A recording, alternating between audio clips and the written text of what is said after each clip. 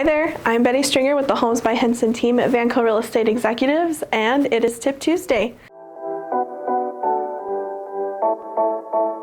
Is it possible to get cash back when buying a home? How much cash back can I get, and how does it affect the total cost of purchasing? A seller credit and escrow is an arrangement where the seller will credit a certain amount of money to the buyer in the escrow process in order to cover certain expenses or costs that are involved in closing on the purchase of the home. This makes it possible for the buyer to get cash back when buying.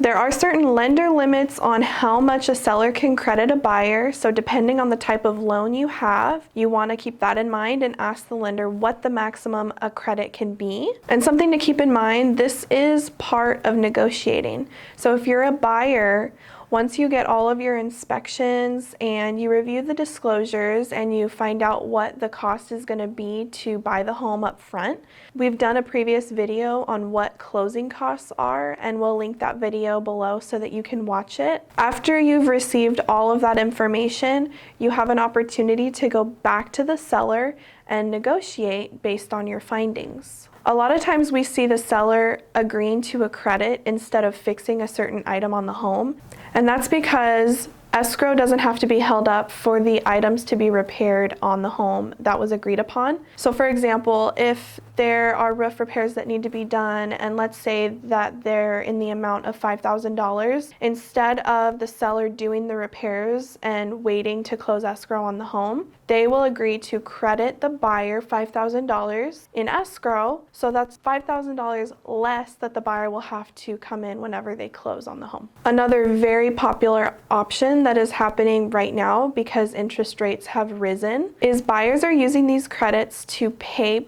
points up front to lower their interest rate. This is called an interest rate buy down, and this is a great option for buyers if they feel like they're getting priced out of the market because interest rates have risen. And a lot of sellers are agreeing to these credits also for that reason, to help get their home sold. So how does the cash back affect the total cost of the home? Well, let's say you're buying a home for $700,000 and you're getting a $5,000 credit from the seller. You are still paying $700,000 for the home. So whenever it sells, it's going to still show that it closed for $700,000. The money is actually coming out of the proceeds from the seller. So there's something called a net sheet that we get from escrow whenever we close on the property. The buyer will have theirs, and it'll show the cost of how much the home was, and then it'll show all of the different fees and closing costs associated with purchasing. And on the sellers, same thing. It'll show the purchase price. If they have a loan, it'll be paid off during that time as well. Their commission that they're paying to the buyer's agent and the seller's agent, and also the escrow fees and other closing costs associated to the seller. And then at the very bottom is where their net, what their take home would be from selling the home. Well, if they've agreed to give you a $5,000 credit, their net is just $5,000 less than what it would have been if they sold it to you without the credit.